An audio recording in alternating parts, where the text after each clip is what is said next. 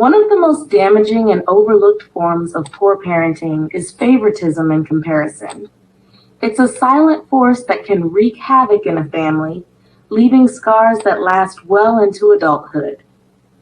Whether intentional or not, when a parent shows preference for one child over another, or constantly compares siblings, it sends a clear message to both. You are not enough. The favorite child. Being the favored child may seem like a blessing, but it comes with hidden burdens. The favored child often feels an immense pressure to live up to their status, as their parents' unrealistic expectations hover like a dark cloud. The love they receive feels conditional, dependent on their ability to keep performing, behaving, or achieving in ways that please the parent. They may even develop a sense of superiority, which can lead to fractured relationships with siblings and peers. Worst of all, they may not even realize that the warmth they receive is as much a weapon against their siblings as it is affection for them. The overlooked child. On the other side, the child who is constantly compared or neglected is left feeling inadequate, like they will never be able to live up to the same standard.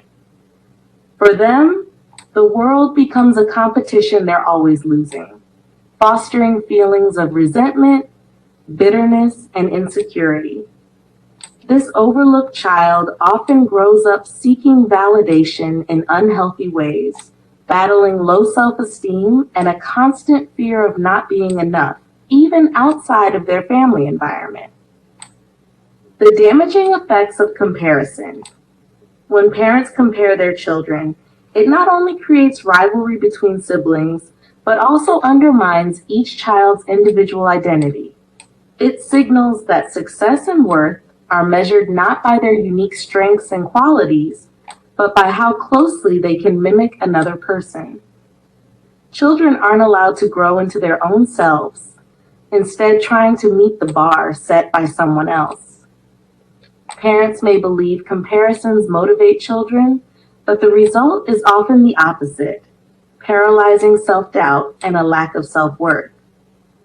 Instead of motivating, it breeds jealousy, internalized shame, and a deep-seated belief that their parents' love is conditional. Healing the rift. Parents who have engaged in favoritism or comparison, whether consciously or unconsciously, can still make amends. It starts with self-awareness, recognizing the patterns and the harm they've caused. Open communication with children, validating their feelings, and apologizing for the wrongs can go a long way in healing old wounds. It's also important to begin celebrating each child's individuality and strengths without using others as a benchmark. Children need to feel loved for who they are, not for who they could be if they were more like someone else.